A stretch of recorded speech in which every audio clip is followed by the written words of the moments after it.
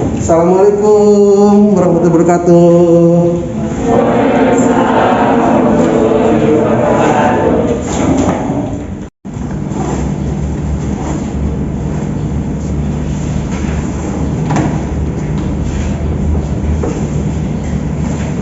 Anak-anak yang lain jangan lupa ya untuk segera bergabung di Google Meet. Informasikan sekarang ya.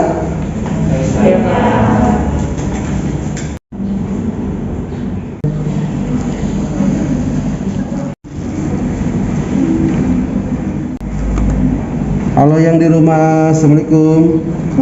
Waalaikumsalam.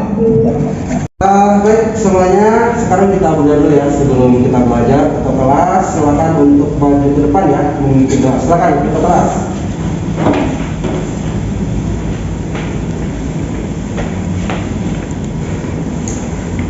Teman-teman, sebelum belajar alangkah baiknya kita berdoa dulu sesuai kepercayaan dan agama masing-masing. Berdoa dimulai.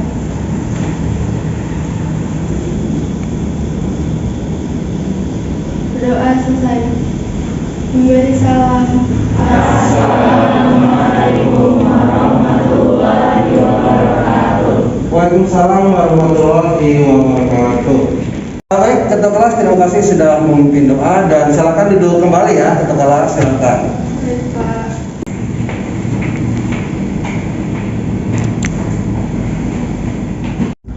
Baik semuanya, apa kabar yang di ruang kelas dan yang di rumah hari ini? Baik ya, alhamdulillah kita masih diberikan kesehatan sehingga kita masih bisa mencari ilmu ya di ruang kelas dan di rumah masing-masing, meskipun beda tempat tapi tetap satu tujuan, itu belajar dengan maksimal. Semangat ya. Oke, mantap. Baik semuanya anak-anak, sekarang kalian jangan lupa ya mengisi daftar hadir di Google Classroom yang sudah saya share.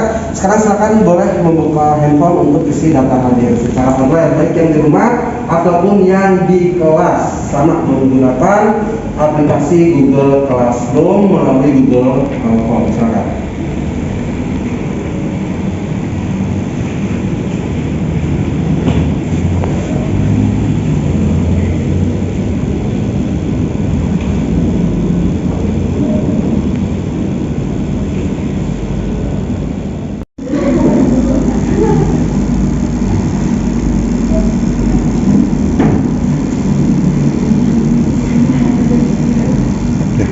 Oke, yang di rumah suara saya jelas tidak? Jelas, Pak. Jelas ya? Video saya jelas? Jelas, Pak. Oke, terima kasih ya atas konfirmasinya. Baik semuanya, dan sekarang kita sudah akan masuk ke pelajaran. Dan sebelumnya hari apa ini? Hari Senin. Berarti ini adalah hari pertama kalian untuk ikut kegiatan belajar mengajar ya. Jadi dimulai dari hari ini kalian harus semangat, harus fokus sama kegiatan belajar. Itu juga bisa menjadi motivasi kalian untuk tetap bergerilya belajar sepanjang masa. Baik ya, kita akan mempelajari materi yang masih yang minggu lalu, materinya yaitu historiografi. Oke, saya ingin mengingat kembali kepada kalian, apa sih itu historiografi? Siapa yang tahu? Oke, silakan. Share. Historiografi adalah penulisan sejarah. Sejarah pada penulisan sejarah. Betul tidak? Betul. Tepuk tangan share. Pertanyaan berikutnya, ya saya ingin menggali lagi pengetahuan kalian yang kemarin. Ada berapa jenis historiografi? Silakan. Ada 3, Pak. Ada 3. Tadi sudah disampaikan oleh Vanessa teman kalian bahwa historiografi itu ada 3 jenis. Nah, ketiga jenis itu apa saja? Silakan yang tahu. Oh, silakan. Untuk jenis-jenis historiografi itu ada historiografi tradisional, kolonial, dan modern. Oke, ada tradisional, kolonial, dan modern. Oke, tepuk tangan buat Alifa. Terima kasih ya. Nah, itu adalah masih berkaitan dengan materi yang kemarin ya, karena kalian hari ini akan melaksanakan presentasi sesuai dengan apa yang kalian buat ya, sebuah karya yang memang nanti ada yang video, ada yang podcast, ada yang slide ya, dan lain sebagainya. Baik, nah kompetensinya jelas ya, nanti ketika kalian presentasi itu nanti akan ada perbedaan pendapat, tapi itu tidak apa-apa, karena kita akan melihat dari beberapa sudut pandang yang berbeda terkait dengan informasi apa saja yang akan kalian sampaikan. Ya, jadi kalian karakter diharapkan menjadi manusia yang memang tolong menolong gitu kan, saling saling semangat gitu. Nah, lalu berikutnya untuk penilaian itu nanti ada penilaian sikap, ada penilaian pengetahuan dan keterampilan. Tentu kalau sikap itu disiplin ya. Jadi ketika nanti presentasi itu sudah ada pembagian tugas dan pembagian peran sesuai dengan awal ya informasi yang disampaikan. Pengetahuan, bagaimana cara kalian menggali informasi tersebut dan menyampaikannya, pengetahuannya. Lalu keterampilannya, bagaimana kalian ketika nanti menyampaikan informasinya ya, dari bahasa lisan dan bahasa tubuh. Artinya bahasa tubuh itu seperti saya, ada pergerakan seperti itu, ada penegasan. Jadi titik koma itu bukan hanya di tulisan, tapi juga by lisan pun dan bahasa tubuh pun akan terlihat ya. Ada titik dan ada koma. Senyum pun akan terlihat. Saya senyum terlihat ya. Senyum ya, padahal saya menggunakan masker, gitu kan. Nah, karena senyum itu kan jadi mata tuh agak gini.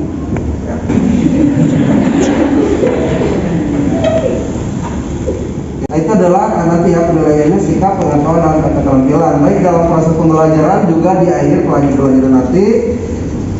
Lalu jangan lupa ya, aturan-aturan atau kesepakatan atau keyakinan kelas yang sudah kalian buat kemarin. Masih ingat ya?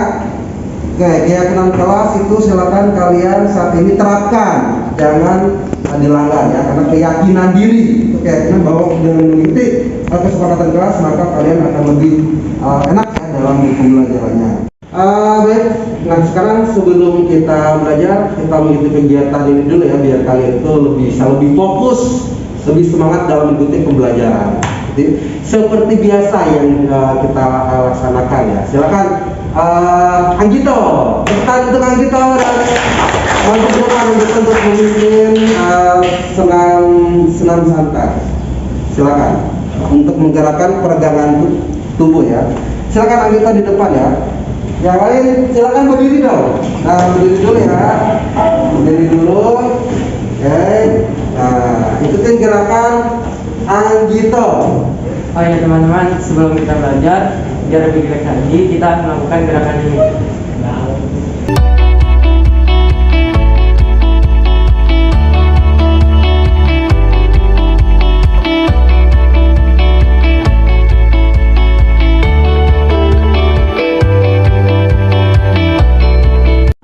Semuanya hari ini ada beberapa teman kalian yang tidak hadir dikarenakan sakit ya, tidak hadir secara PTM, tapi ada ikut hadir di daring. Lalu ada juga yang izin. Kita doakan bersama-sama semoga yang sakit lekas sembuh dan yang sedang izin semoga dimudahkan dalam segala urusannya. Ya, kita masing-masing harus saling mendoakan. Baik ya. Kemarin sudah tradisional, sudah kelompok 1 dan 2 sudah maju ke depan ya dengan begitu hebatnya menyampaikan informasi terkait dengan festival tradisional. Maka sekarang kita akan menuju ke kelompok berikutnya, yaitu kelompok 3 dan kelompok 4. Nah, kita akan manggil dulu kelompok 3. Halo kelompok 3. Oke, yang di kelas coba angkat tangan. Oke, yang di kelas. Lalu yang di rumah ada? Oh gitu, di rumah ada. Baik, yang di kelas silakan untuk maju ke depan. Ya, maju ke depan, presentasi dan jaga jarak. Bentar, ya silakan. Mulai maju ke depan.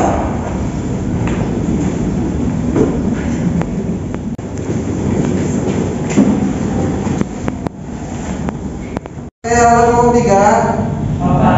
Baik, kelompok ini membuat karyanya apa? Kami sih buatnya poster Pak. Membuat poster. Kenapa membuat poster? Karena dari kami semua rata-rata suka membuat poster. Jadi kami tentukan buat untuk tugas ini kita membuat karyanya untuk poster. Oke, jadi kelompok ini rata-rata suka dengan membuat desain gitu ya. Hasil menyepakati untuk membuat poster. Baik, kalau begitu silakan langsung presentasi bisa dimulai dari sekarang. Assalamualaikum warahmatullahi wabarakatuh. Kami dari kelompok 3 ini Selain tulis dari sudut pandang Belanda, penulisan sejarah juga disesuaikan dengan pola pikir serta kepentingan bangsa Eropa. Yang ketiga, metodologi. sekian presentasi dari kelompok kami. Mohon bila ada salah kata, dan silakan jika teman-teman ada yang mempunyai pertanyaan bisa ditanyakan mulai dari sekarang. Boleh dong ditanya? Oh iya, tadi kan di melalui presentasi kalian kan dari ciri-ciri tadi dijelasin ada yang namanya Belanda sentris kan. Nah, jelasin dong apa yang dimaksud dengan Belanda sentris itu.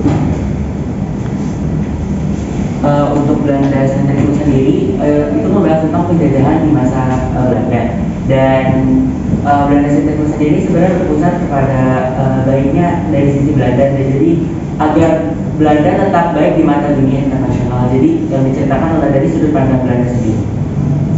Seperti itu. Terima kasih ya. Ya, ada lagi yang mau bertanya?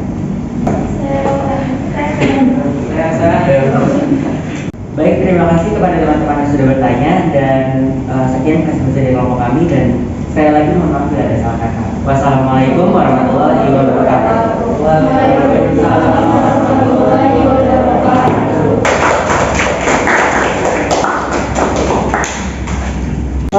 Baik, terima kasih buat kelompok 3 sudah menyampaikan informasinya. Sekarang kita tepuk tangan buat kelompok 3.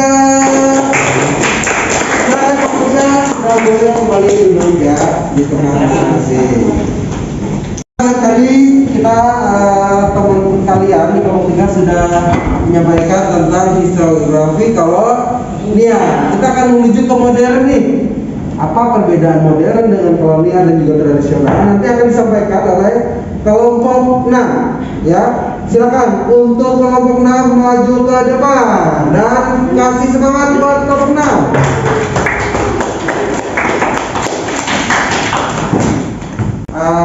Baik, kalau kelompok 6 yang di kelas 4 yang di rumah coba angkat raise hand.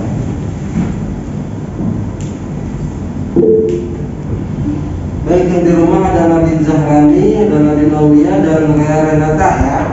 Baik, kelompok 6 kalian membuat karyanya apa? Membuat slide ya, Google Slide. Kenapa kalian membuat slide, bukan misalkan kayak teman-teman kalian kemarin ada poster, ada podcast, ada video, tapi kalian memilih slide. Kenapa memilih slide?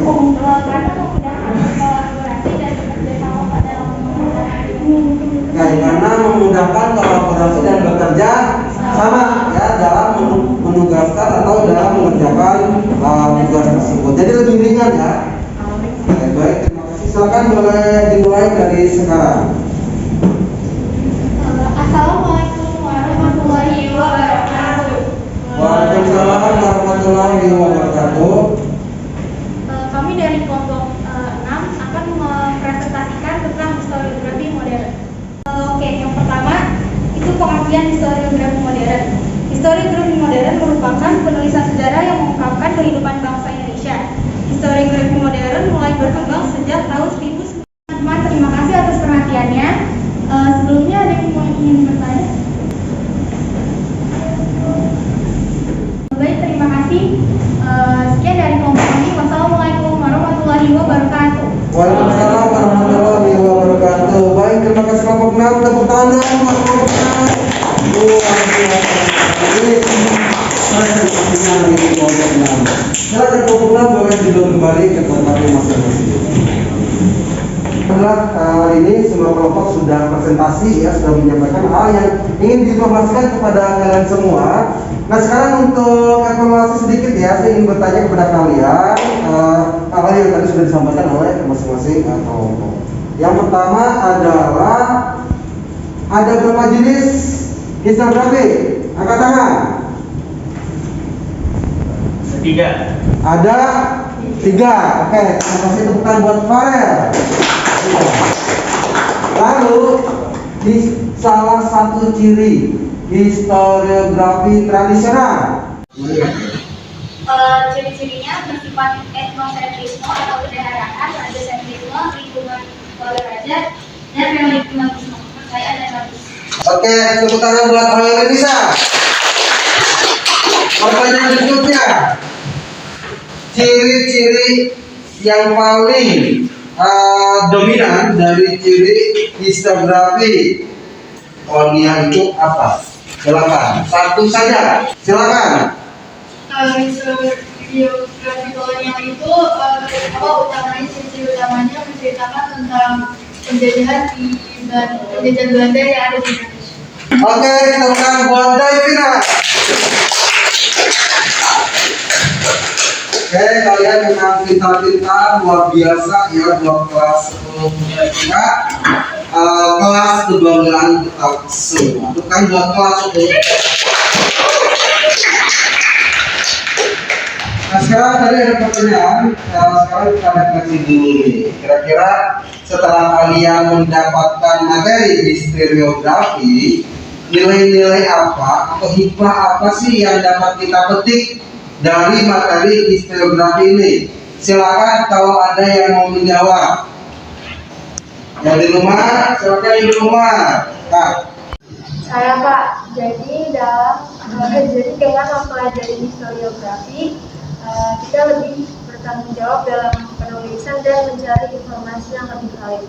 Oke, baik, terima kasih buat Gaisa, kita buat Gaisa dan satu lagi, silakan siapa? Saya Pak, jadi jawabannya saya lebih tahu sifat yang hoax dan tidak. Oke, terima kasih. Tepuk tangan buat Hari. Baik semuanya ya, sekian pertemuan kita kali ini karena jam juga sudah habis. Tetap semangat ya, dan pertemuan berikutnya kita akan masuk ke ulangan kalian. Jadi silakan nanti kalian mempelajari hal-hal yang tadi sudah disampaikan ke teman kalian. Salam sehat dan salam bahagia selalu kita. Wassalamualaikum warahmatullahi wabarakatuh. Dan bagi yang ada di ruang rumah masing-masing boleh live dari Google Meet. Terima kasih, sampai ketemu kembali. Assalamualaikum warahmatullahi wabarakatuh. Kegiatan pembelajaran menggunakan KS ini sangat luar biasa hasilnya. Bahkan ketika saya menggunakan pembelajaran dengan sistem ini, ternyata anak-anak lebih konsentrasi dan lebih semangat lagi. Ada beberapa hal yang saya temukan bahwa saya ternyata mampu untuk mengkondisikan anak-anak ketika mulai tidak fokus. Ini berkat pembelajaran dan metode KSE. Di akhir pembelajaran bahkan ada yang baru di mana anak-anak bisa mengungkapkan perasaannya, sehingga apa yang diungkapkan oleh anak-anak tentang perasaan itu menjadi acuan bagi saya mengajar ke depannya. Saya tahu apa kekurangan, apa yang diharapkan oleh siswa ketika siswa mengungkapkan perasaannya pada pembelajaran saat ini, baik apa yang mereka rasakan secara hal yang senang ataupun yang mungkin yang diharapkan untuk kedepannya. Jadi sekali lagi, dengan pembelajaran bersifat berdiferensiasi ini merupakan hal yang sangat luar biasa yang saya temukan, di mana dalam diferensiasi ini saya dapat melakukan diferensiasi proses seperti berdiskusi dan kemudian melakukan studi literatur dan sebagainya. Nah itu memang semua hal itu dilalui oleh anak-anak. Lalu kemudian yang selanjutnya diferensiasi berbasis produk. Dalam diferensiasi ini saya jadi tahu bagaimana anak-anak yang secara kemampuan visual maka biasanya menggunakan gambar sebagai media, seperti mengerjakan tugas, membuat Canva, ada yang mulai YouTube, ada yang menggunakan slide ataupun podcast. Jadi itu berbeda-beda. Nah tentunya itu berimbas pada hasil diferensi produk, di mana produk karya yang dibuat oleh siswa itu akan semakin beragam. Kemudian ketika siswa diminta untuk menjelaskan dan dampak positif, negatif ataupun makna ataupun manfaat dari materi tersebut, secara audio ataupun visual di sini siswa mampu menjelaskan dalam pembelajaran, dapat terserap oleh masing-masing sesuai dengan kemampuannya.